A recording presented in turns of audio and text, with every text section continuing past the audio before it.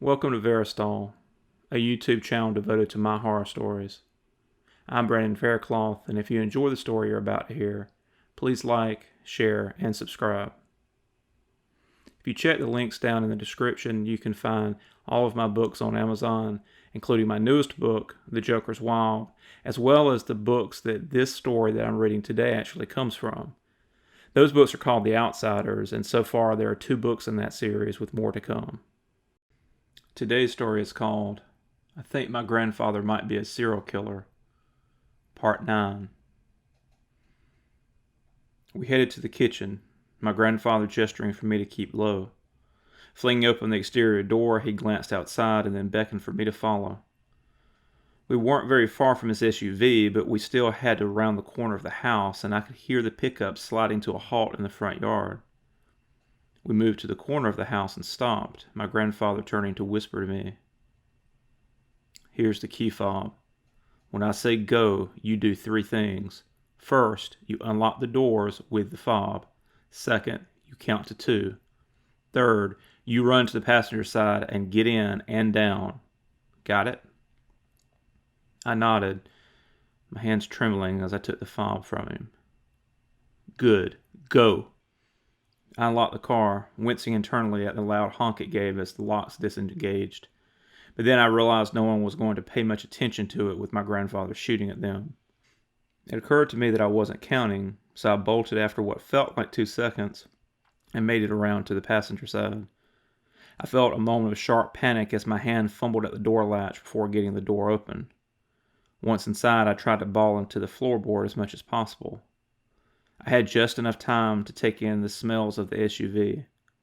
A mixture of my grandfather, some kind of oil, and a metallic scent before he was opening the driver's door and getting in. Without saying anything, he punched the ignition button and threw the SUV into gear. I heard 2 more gunshots and something made a loud ping on the outside of the car, but we kept going, and as I eased up into the seat, I saw that we were clear of the yard and headed down the road.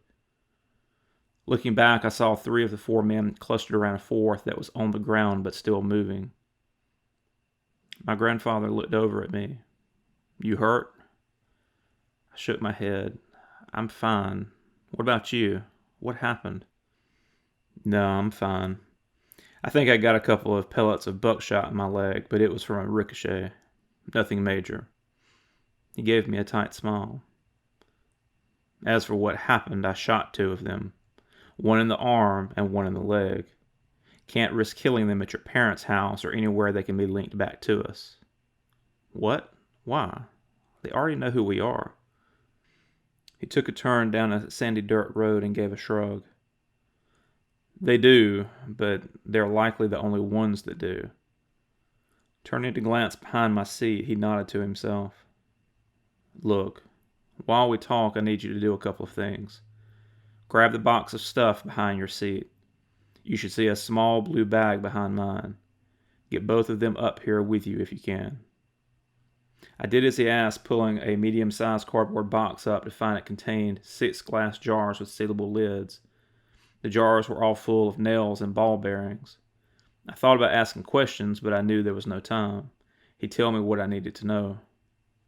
I found the blue bag where he said it would be.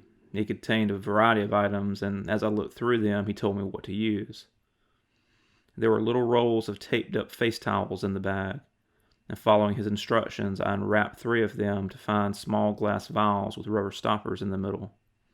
The vials contained some kind of fluid, but he told me to be careful not to open the vials. Instead, I was to slide them gently into the middle of the nails and bearings in 3 of the jars. After I did so, he told me to take a specific plastic bottle from the blue bag and squirt it onto the metal in the jar until the 3 prep jars were 2/3 full of the liquid too. Then I had to screw the sealed lids back on. When I was done, he gave me a grin. Congratulations, you just made nail bombs. Now be very careful with them. Don't drop one and try not to tip them over. We'll need them in a few minutes. His cautions made me feel queasy. Why will we need them? Because you think they're going to track us down? He nodded. Oh yeah, they better. That's why I didn't try to kill any of them. These cultists, They are very dangerous, but sometimes they lose their stomach when they see a buddy get killed. Weekend warrior types, I guess. And we need them to follow us. He looked at the odometer. We're about 10 miles away now. Need to be at least 10 more. Anyway, back to what I was explaining earlier. This cult, the House of the Claw. I didn't know they existed at first. Looking back on it, there were signs of their influence. That little boy that Salk picked up and killed, for instance. What was he doing out that late?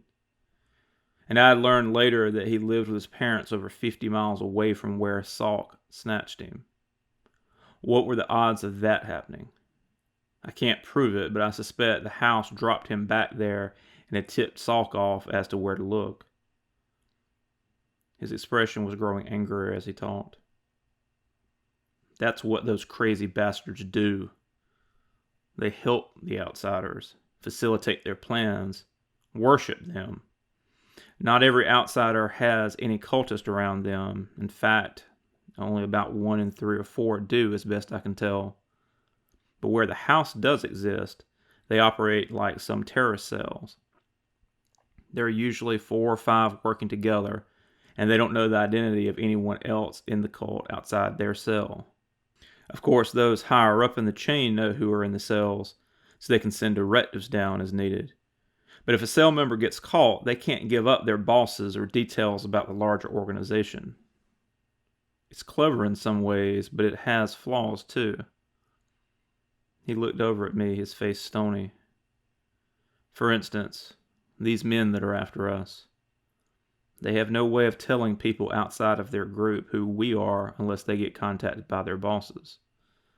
That does happen periodically, but not often. So long as the entire cell dies, our identities are safe. I felt my skin growing cold. Even if we kill them, how will we know we got them all? He nodded. It's always a risk.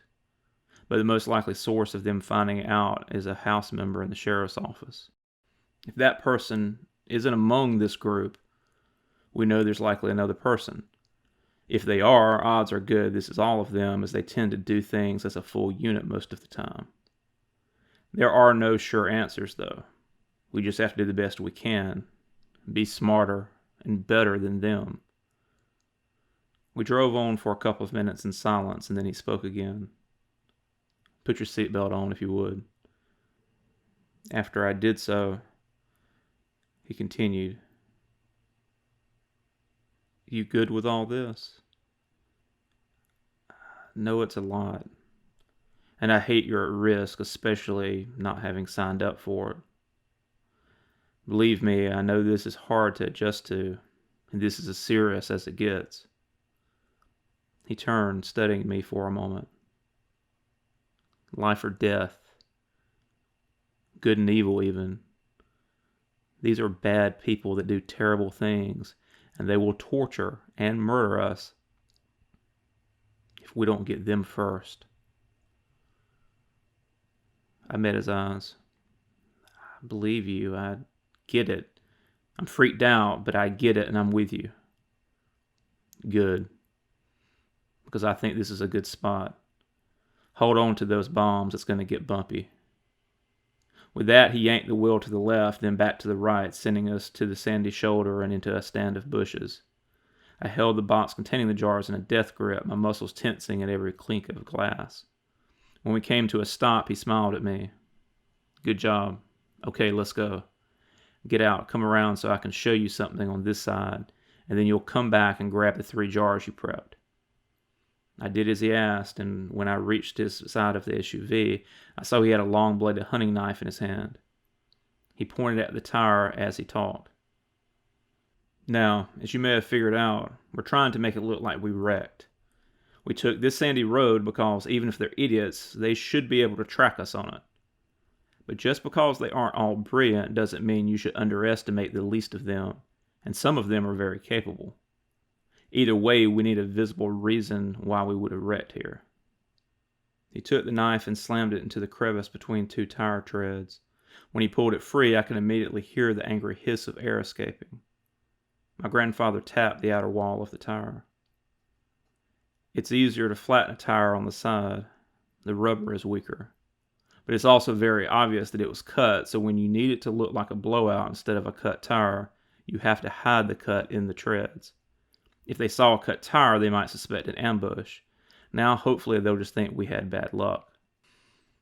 He patted my shoulder and laughed. Lots of teachable moments today, I guess.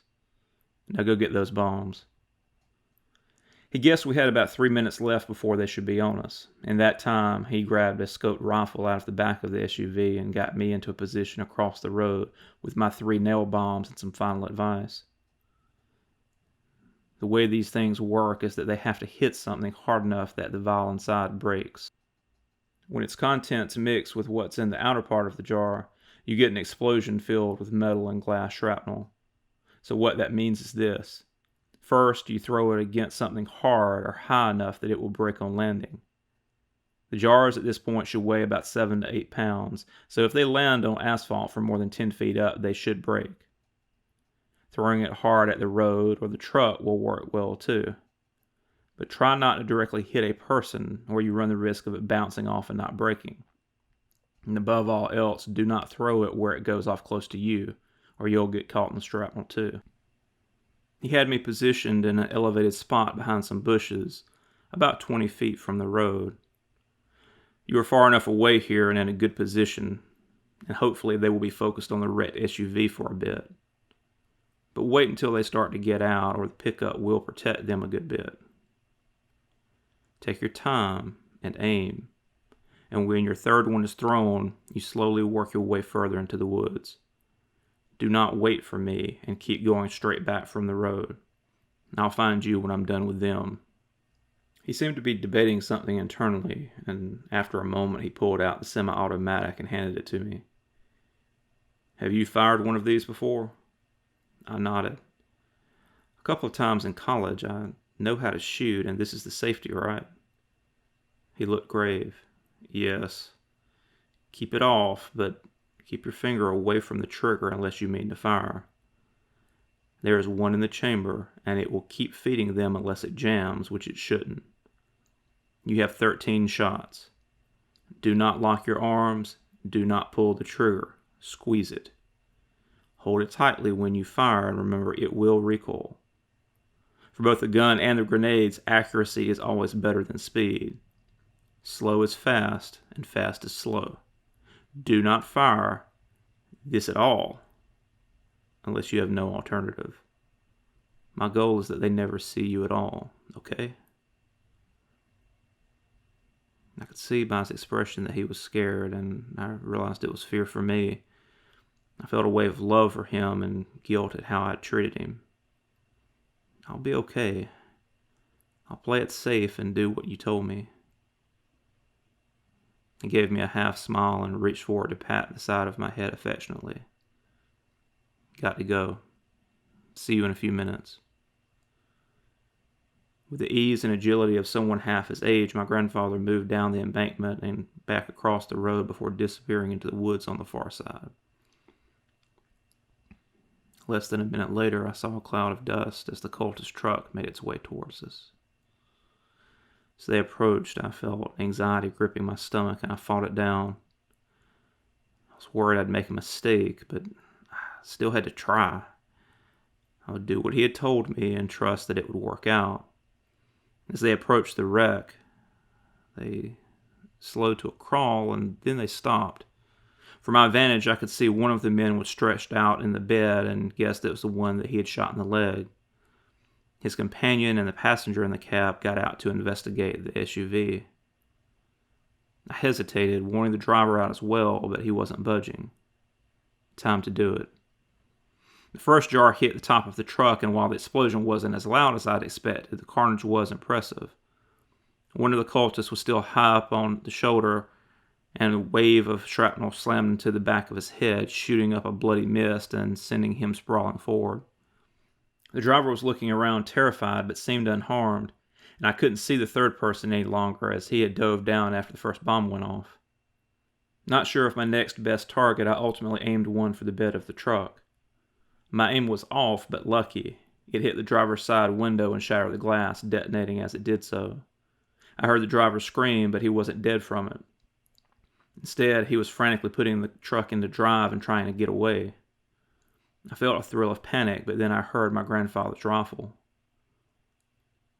One crack, and I saw the cultist who had dove for cover near the SUV lose half his skull as the truck pulled away. A second crack, and the one I had knocked down with the first bomb flinched as a bullet went through his torso. 50 yards down the road, I saw my grandfather step out onto the road and line up another shot.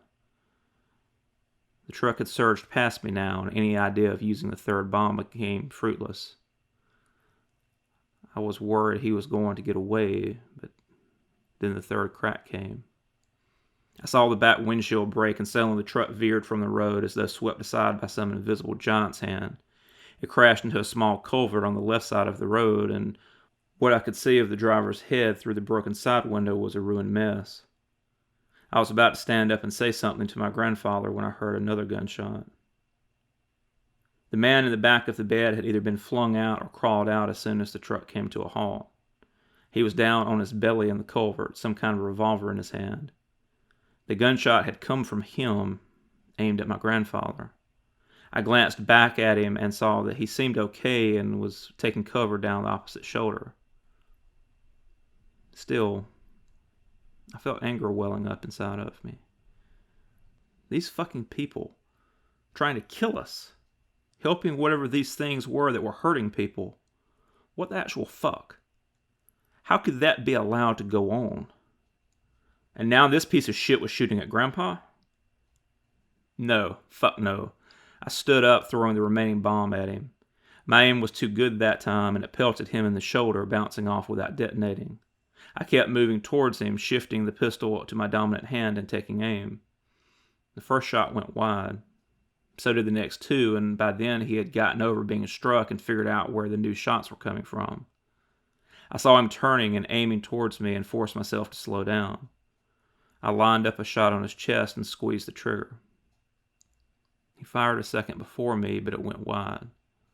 Mine didn't, and I saw him jerk as the shot took him in the shoulder close to where the jar had struck. He dropped the gun with a shriek, but I kept firing, emptying the clip into him. I looked around to see my grandfather approaching. He looked at the bullet-riddled body and then at me. "Looks like you got him. You okay?" I nodded silently, trying to keep my hands from shaking in front of him. My grandfather moved past to check the driver before coming back to me. "They're all dead. I don't know if any of them are tied to the sheriff's office or not, but we may get lucky and be able to find that out. Believe it or not, these guys carry their wallets on them most of the time when they do this stuff. I guess they're worried about getting a ticket." He gave me a serious smile and squeezed my shoulder. "I know what we just did wasn't easy, and you're still in shock now. That's okay, but I need you with me. Can you change out our flat tire for the spare while I check the bodies, get rid of that last bomb, and get our shell casings?" I smiled weakly back and said I could. 20 minutes later, we were back on the road and headed away from the carnage. My grandfather had found wallets on 3 of the 4 men, and one of those had an ID card identifying him as a dispatcher for the sheriff's office. It was a small comfort, and it wasn't a guarantee that the House of the Claw wouldn't still be after us, but it was something. I asked him where we were going, and he hesitated. "It's time that I take you to where I do my real work. I need to tell you more, and there are things you need to see." He paused as though picking his next words carefully. "Some of it is going to be hard to hear and to look at. I think we may be past you not believing me or trusting me, and that's great. But it also makes it harder when I have to show you things you aren't going to want to believe." I felt fear creeping past the static shell of shock and adrenaline. "What do you mean?" "Just that There's more to all of this, and it's a lot worse than just some random monsters occasionally killing people for fun, as though that wasn't bad enough. I'm not trying to spook you, just prepare you. For now, try to rest some. We've got a ways to go. What troubled me more than his words was the way he said them and the haunted look in his eyes as he studied the road. For all that had happened, he had never really seemed rattled or afraid, aside from worrying about me. But whatever he was thinking about now, I could tell he was shaken. I don't know my grandfather that well, but I know him much better now than I did just a day ago. And whatever is able to truly worry or scare that man, well, it terrifies me. Part 10. We rode silently for some time, with my initial assumption being that we were going back to his hometown for him to tell me the rest. As we drove, however, I began to realize we were going north rather than east, taking the highway for 2 hours before he turned off onto a small paved road that later became a gravel one. Another few miles and we turned onto a concrete driveway that led up to a metal gate and a chain-link fence topped by razor wire and several surveillance cameras. A sign next to the gate read, Jaeger Solutions, Inc. I looked over at my grandfather, perplexed. What is this place? Why are we here? He smiled at me as he tapped the remote attached to his visor and the metal gate began to open. We were at the Bat Cave. I couldn't do research and other things related to all of this close to home, so I bought this place. He was pulling through the gate now and gesturing to the 3 large warehouses contained within the fence's perimeter. This used to be a warehouse for an importer. The guy sold rugs and carpet, I think, but when he died, the place sat unkempt and unsold for years before I found it. Got it for a song, though the repairs and modifications did take some time and money. He pointed to the farthest building. That's the main building in the back. These other 2 are mainly for storage and some fake inventory in case the place ever got audited or broken into. Most people don't even know it's tucked back here, though.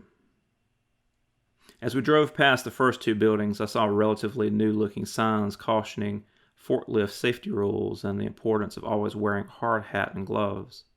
I pointed at them. Safety first, huh? My grandfather nodded.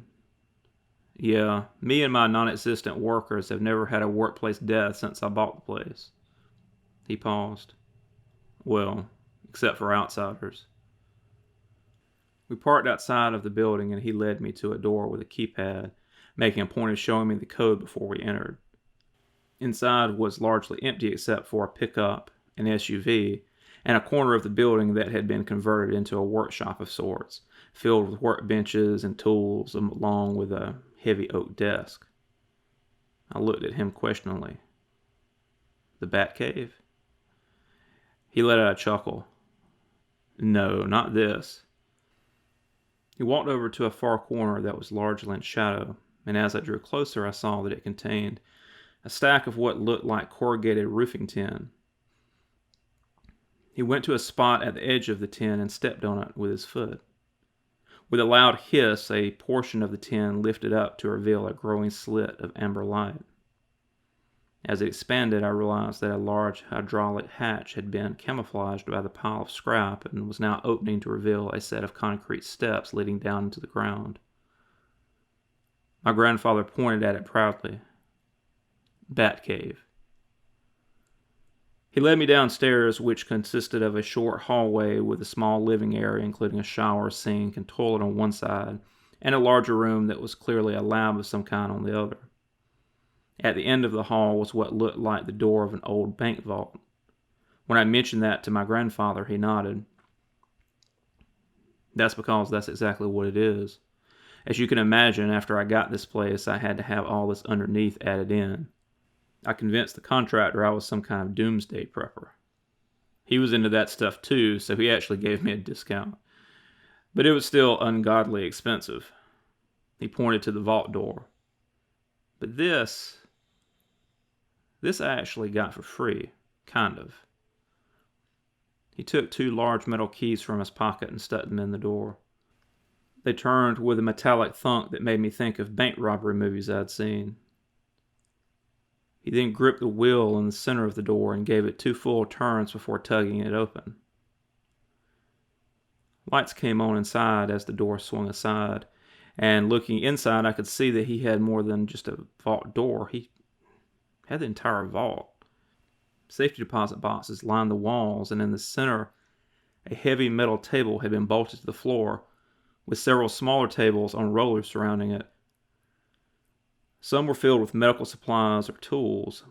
Others were filled with items you would find in a garage: drills, pruning shears, hammers, knives. Along several places on the wall I could see what looked like steel mesh cases that seemed to contain something, possibly cameras. Everything was immaculately clean, but it did little to make the room seem less sinister. It looks like a cross between an operating room and a torture chamber. Speaking the thought before I realized it and looking quickly at my grandfather, I was afraid I'd hurt his feelings. But he was nodding as he looked into the room before meeting my gaze ruefully. That's pretty much what it is, if I'm honest. I got this vault from a default bank in Arkansas after I started work on this place. The bank building was being converted into a restaurant of some sort, and they just wanted the vault gone. So I had to pay for the removal and transport, which was quite a bit even 20 years ago when I got it, but it was worth it. He pushed the door back closed and led me into the living space. Aside from the cot against one wall, it contained an overstuffed chair and a sofa along with a pair of small tables. Sitting on the sofa, he gestured for me to sit in the chair.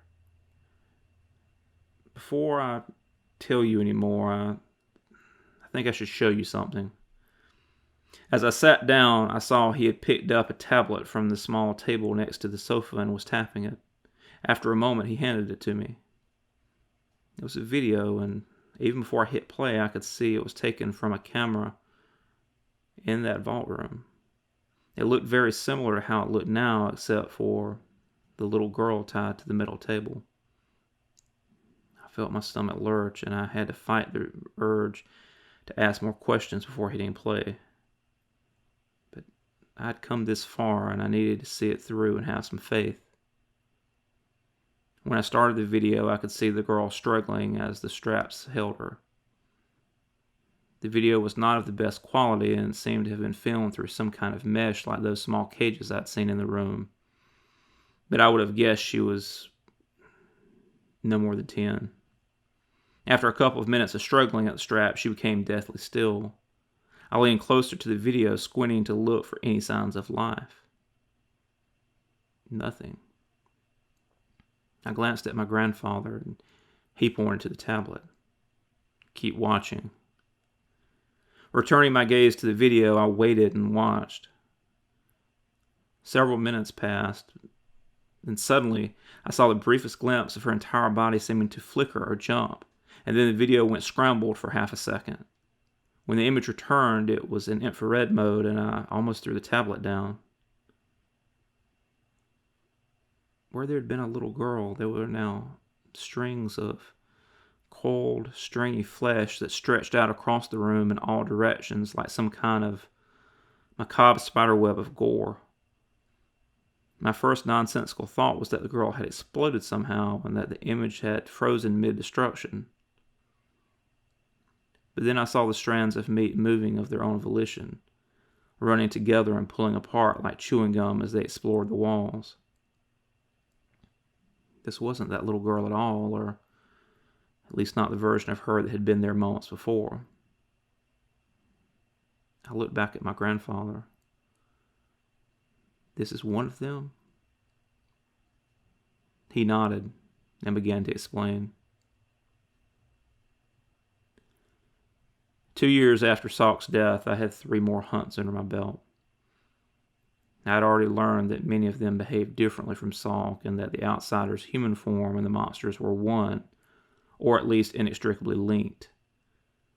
But I had only seen one of the 3 actually transform, and he was radically different than the thing that Salk became. He was a young guy named Stephen Kolchak, and he worked construction in Atlanta. I had taken to going to medical conferences different places to have a reason to travel and widen my net in the search for outsiders. I'd encountered him at a diner near his current work site and decided to extend my stay a few days. I trailed him back to work and found that he was working on a high-rise apartment building that was going up nearby. He knocked off at 4 that afternoon, and I kept with him all the way out of Atlanta proper and into one of the suburbs where he lived with his parents. I followed him for the next 3 days and nights as best I could, and on the third night, he left home and headed back into the city. At first, I thought he might just be going out somewhere, but he headed right back to the work site. He didn't seem to have a key for the gate, but he scaled the fence nimbly and ducked into the shadows of the partially constructed tower. I went down the fence 100 yards and followed suit. It took me a couple of minutes to find him in the dark, but then I saw him in the dim illumination of a distant street light, standing just inside of what would one day be the lobby of the building. He was looking up at one of the walls as though trying to decide something, his face half hidden in shadow, but the portion I could see was as blank and emotionless as Salk's had been. Then he changed. In the blink of an eye, where Stephen Kolchak had stood, there was a much smaller creature. 2 feet taller thereabouts, it had a barrel of a torso with 2 arms and legs, all covered in something that looked more like bluish moss than any kind of hair, and a flat, thick head that looked like a snapping turtle except for having 6 eyes on each side of its long, sharply beaked snout. It gave out a small, contemplative clicking noise as it shuffled back and forth, still looking up at the wall. Suddenly it leapt up 10 feet and clung to the spot it had been considering. As I watched, it began to lick the wall with a long black tongue, each lash leaving a blue-gray trail of slime on the spot that quickly blended in with the concrete. I had no idea what he was doing, but I knew it was nothing good. Still, I remembered shooting at the thing that I now felt sure had been Salk, and the bullets doing nothing. So I waited in the shadows for him to finish his work. It took close to 2 hours. He moved from place to place throughout the outer shell that had been constructed so far, and I felt guilty for not moving against him, trying to stop whatever it was he was doing. But it was too great a risk without knowing more about what, if anything, might hurt or kill him in this form. When the creature finished, it climbed back down to the ground, and just as quick, the young man was standing there again, fully clothed, no sign of having just turned into a monster. This was food for thought, but now wasn't the time for theorizing. Trying to move quietly, I left the shadows to intercept him from behind as he went to leave the building. I had a collapsible baton that I had carried with me from the car, and I brought it down hard on the back of his head. Or, that was the plan. Unfortunately, he turned at the last second and glanced off his shoulder, eliciting little more than a grunt of pain as he dodged to the side. I was already reaching into my jacket pocket for my stun gun, but when I pulled it out and hit the button, it was dead. This was strange because it had been fully charged and working when I got out to follow him over the fence. But again, no time to wonder. There was another flash of movement, and the man was replaced with a creature. Without missing a beat, it leapt at me, slamming me into the ground. I managed to get the baton up in time to catch its sharp mouth diving for my face. With the iron bar of the baton wedged into the creature's maw, I felt like I was just delaying my death rather than preventing it. It was surprisingly heavy on my chest, and its hands and feet ended in hard claws that were already digging into my clothes and flesh, pushing my arms down and minimizing any leverage I had to push the baton and the creature farther away from me. Then I noticed that it was stopping. It pulled its head away swiftly, and I thought at first it was going for another lunge, but then it jumped off me, shaking its head. I rolled to my feet, ready for the next attack, and saw it was glaring at me, light gray smoke coming from the edges of its mouth. I could see that the yellow-brown of its beak was blackening slightly where that smoke touched. I could tell it was considering its options, looking at the baton in my hand and then at myself. It was afraid of it more than me. It suddenly leapt into the shadows, and for a moment I thought it might be retreating, but then I heard the hard scrabble of claws behind me. I spun around with a blind swing and managed to catch it right before it landed on me, knocking me back down. But the baton had hit it in the side and done remarkably good damage, caving in part of its torso and causing it to immediately begin trying to crawl away. But I was quicker this time, getting back up on my knees and bringing the weapon down again and again until I was certain it was dead. I found out later I survived because of dumb luck. Some of these things are very weak to iron, unnaturally so. If it had been made of steel, I would have died that night, and there was a time later on where my reliance on iron nearly did me in. There are rules to these things, but you can never assume they will always apply. There are always exceptions, and you always have to remember that they have most of the advantages. The way you beat them is by being smarter and stronger-willed than they are, more clever. I'm still learning now, but back then, I still had a lot to learn. One of the things that I wondered early on is, what is the nature of what these things truly are? First of all, are these people transforming directly from their human forms into monsters, like a werewolf or some versions of vampires? But if that was the case, I reasoned, then what was the limits of how much they can transform? Look, there's no denying the supernatural component of all this, and even early on I understood that there would be some aspects of it that I could never explain fully. But at heart, I'm a scientist, and I always start from that framework in trying to understand what I can. I considered mass, for instance. Once I understood more of how the human and creature forms were connected, I started looking back at earlier encounters. Salk, for one. That creature was over half again as large as him as a man, and while you can displace mass to some extent if he was less dense in spots, I can tell you from the sound of it chasing me and the force with which it knocked me out that the monster version of Salk weighed significantly more than the man did. And this creature I just told you about, he was less than half the size and weight of Stephen Kolchak. Even if his physical body was somehow transforming into that thing, where did the rest of the meat and bone and fluid go? Then you have examples like the video I just showed you. These things take all kinds of forms and sizes and then go back to looking like people the next instant.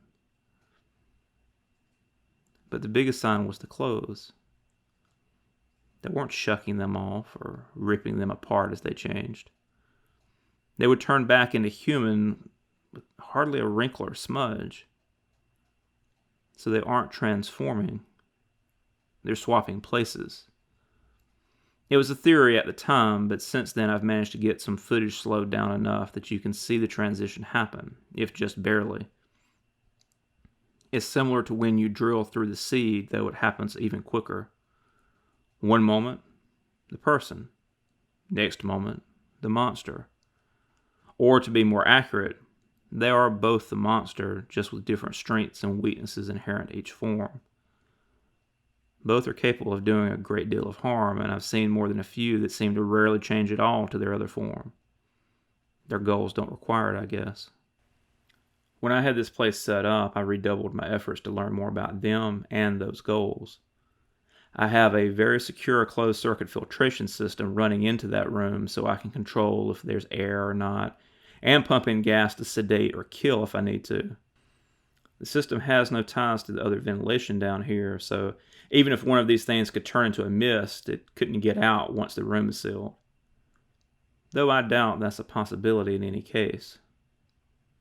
One of the consistencies I have found between all these outsiders is that their non-human form is always at least semi-solid, and it's never so small that it can't house the seed. The seeds do show up on MRIs if you know what to look for, but for obvious reasons I've never been able to scan one in creature form. But I believe the seed is the key. It acts like a gateway between this reality and wherever these things come from. What looks like a transformation is actually a swapping of sorts. But if you destroy the seed, you destroy the gateway, and if you kill the human body, the seed will dissolve approximately 37 minutes after brain death. That's by design, I think. Just like most of this is by design. As he had talked, my grandfather had been animated telling about his encounter with Kolchak, but that life had drained away as he talked about all he had learned. Now he was silent a moment, staring off with a melancholy expression before looking back to me and forcing a smile. He leaned forward and tapped the tablet. Did you notice the wire mesh in front of the camera on the video? Did you see those wire boxes in the vault?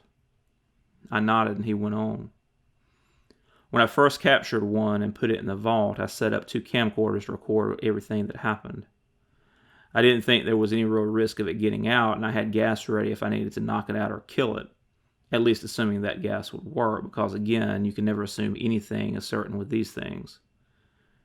In any case, I lock it in, it wakes up, it transforms for a while and tries to get out. I can hear it beating against the door. Then it tries swapping back to the person, a pretty woman who ran a wedding boutique in Memphis. And I can just barely hear her screaming and crying as sympathetically as she could muster through the wall. I hit the gas, go in, deal with her, and then I check the video. The videos were blank and the cameras were fried. I figured out that whenever the swap happens, it sends out a short but very strong electromagnetic pulse. It kills electronics and lights in about a 40-foot radius around it. That's why my stun gun had died fighting Kolchak, and that's why my cameras got toasted. I nodded. So you built Faraday cages around cameras to shield them? He laughed and nodded. Exactly. Very good. They aren't perfect, but between the shielding on the cameras themselves and the mesh, for the most part, I can capture decent footage now. His expression was lighter for a moment, but my next question brought back the look I'd feared since we left our fight with the house earlier that day. So you talked about them having goals. Have you figured out what the point of what they're doing actually is? Or is it just random? He frowned, looking thoughtful for a moment and seeming to consider his next words carefully. I don't know what the overarching plan is, no. Though I could guess it is a stage of some larger campaign to encroach upon or infect our world with their malignity. But that there is a plan, an intelligent design, it's hard to deny at this point. He leaned forward, tapping his fingers individually as he made his points. First, the seeds are designed to take over people and also provide for an extremely efficient method of bringing over this other form, all while appearing to bridge and share consciousness between the 2 forms. Could that be naturally occurring through some evolutionary process? Possible, but unlikely, given the supernatural component and how perfectly it aligns with their apparent goals of infiltrating this world without notice and creating pain and death. Second, consider that this all occurs without altering the DNA or most biological processes of the human form. There was no indication in Salk's tissue samples that he was other than human, and while his blood unquestionably had some unique properties, there's nothing that raised red flags during routine testing at the hospital. And I can tell you that I've run exhaustive tests on these things over the years and never found any trace of anything abnormal other than the seed itself, which somehow managed to self-destruct less than an hour after death, leaving no trace that it was ever there. He sighed and looked away for a second. I could see he was on the verge of crying, but he held it in check, looking back at me with his iron gaze as he spoke. Third, look at who they target to take over. I've encountered close to 100 of these outsiders in just over 30 years. My guess is that there are at most a few thousand of them in the world right now, maybe less. But without fail, to the extent I can figure out what an outsider's individual goal is, the person they have taken is in a good position to accomplish it. It's not random. It's part of some broader plan. He rubbed his mouth and went on. I also know that they have to be able to control and plan precisely who gets a seed. It's not like an infection or a bomb. It's selective. I frowned. What he was saying made a lot of sense, but it was still assuming a lot. How do you know that for sure? What aren't you telling me? He looked down, his mouth trembling slightly. I know it because of the odds. Say there are 3,000 of these things out there. Out of over 6 billion people, what are the odds that a specific person would have a seed? Extremely low. But out of all of those people, against all of those odds, I've got one in me. I jerked involuntarily forward, blood rushing in my ears. What? You have what? I had to have heard him wrong. He looked back up at me, tears now welling in the corners of his eyes. They put a seed in me.